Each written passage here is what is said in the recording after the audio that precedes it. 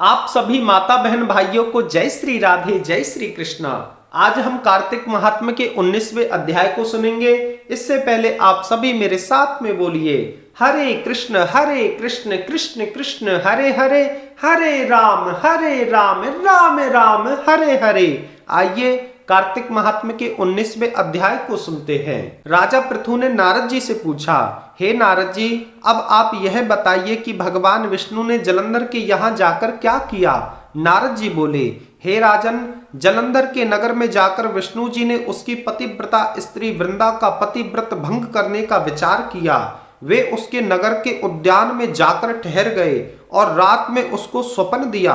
वह भगवान विष्णु की माया और विचित्र कार्य पद्धति थी। और भगवान की माया द्वारा जब वृंदा ने रात में स्वप्न देखा कि उसका पति नग्न होकर सिर पर तेल लगाए महिष पर विराजमान है, वह काले रंग के फूलों की माला पहने हुए है तथा उसके चारों ओर हिंसक जीव हैं, वह सिर मुड़ाए हुए अंधकार में दक्षिण दिशा की ओर जा रहा है और उसने अपने सारे नगर को अपने साथ समुद्र में डूबता हुआ देखा। तत्काल ही वह स्वप्न का विचार करने लगी।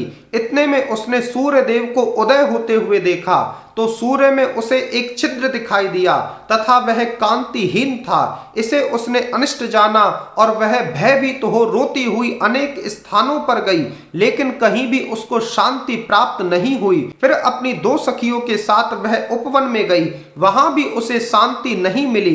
फिर वह जंगल में निकल गई, वहां उसने सिंह के समान दो भयंकर राक्षसों को देखा, जिससे वह भयभीत हो भागने लगी। उसी समय अपने शिष्यों सहित वहां शांत मौनी तपस्वी आ गए। भयभीत वृंदा उनसे रक्षा की याचना करने लगी। मुनि ने अपनी एक ही हुंकार से राक्षसों को भगा दिया। वृंदा को आश्चर्य हुआ तथा वह भय से मुक्त हो मुनि को हाथ जोड़कर प्रणाम करने लगी। फिर उसने मुनि से अपने पति के बारे में प्रश्न किया। उसी समय दो वानर मुनि के समक्ष आकर हाथ जोड़कर खड़े हो गए और ज्यों ही मुनि ने भ्रुकुटी संकेत किया त्यों ही वे उड़कर आकाश मार्ग से चले गए। फिर जलंधर का सिर और धड़ लिए मुनि के आगे आकर खड़े हो गए। तब अपने पति को मृत हुआ जानकर वृंदा मूर्छित हो पृथ्वी पर गिर पड़ी और अनेक प्रकार से दारुण विलाप करने लगी। मुनि से वह कहने लगी, हे कृपानिधे, आप मेरे इस पति को जीवित कर दीजिए। पतिव्रता दैत्य पत्नी ऐसा कहकर मुनीश्वर के चरणों में गिर पड़ी। तब मुनीश्वर ने कहा, यह शिवजी द्वारा युद्ध में मारा गया है, यह जीवित नहीं हो सकता। जिसे भगवान शिव शंकर मार देते हैं वह कभी जीवित नहीं हो सकता, परंतु शरणागत की रक्षा करना संतों का धर्म है। इसी कारण कृपा कर मैं इसको जीवन दान देता हूं।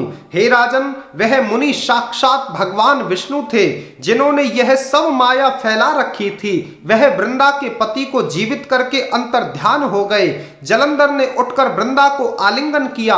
वृंदा भी पति को जीवित हुआ देख अत्यंत हर्षित हुई और अब तक जो भी घटना हुई थी उसे वृंदा ने स्वप्न समझा।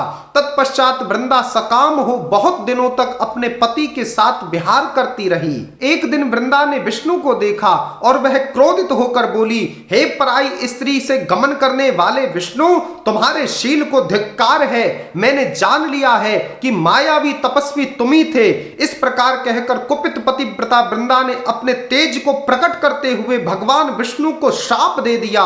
वृंदा ने कहा, हे विष्णु, तुमने माया से दो राक्षस मुझे दिखाए थे, वही दोनों राक्षस एक समय तुम्हारी स्त्री का हरण कर लेंगे। हे सर्पेश्वर, जो तुम्हारा शिष्य वानर बना था वह भी तुम्हारा साथी रहेगा। जब तुम अपनी पत्नी के विरह में दुखी होकर विचरोगे उस समय वानर ही तुम्हारी सहायता करेंगे। ऐसा कहती हुई पतिव्रता वृंदा अग्नि में प्रवेश कर गई। ब्रह्मा आदि देवता आकाश से देखते रहे। वृंदा के शरीर का तेज पार्वती जी के शरीर में समा गया। पतिव्रत के प्रभाव से वृंदा ने मुक्ति प्राप्त की। इतना कहकर के आज के 19वें अध्याय का समापन करते हैं। आप सभी मेरे साथ में बोलिए हरे कृष्ण कृष्ण कृष्ण हरे हरे, हरे राम राम राम हरे हरे। एक बारी पुनः आप सभी माता बहन भाइयों को जय श्री राधे, जय श्री कृष्ण।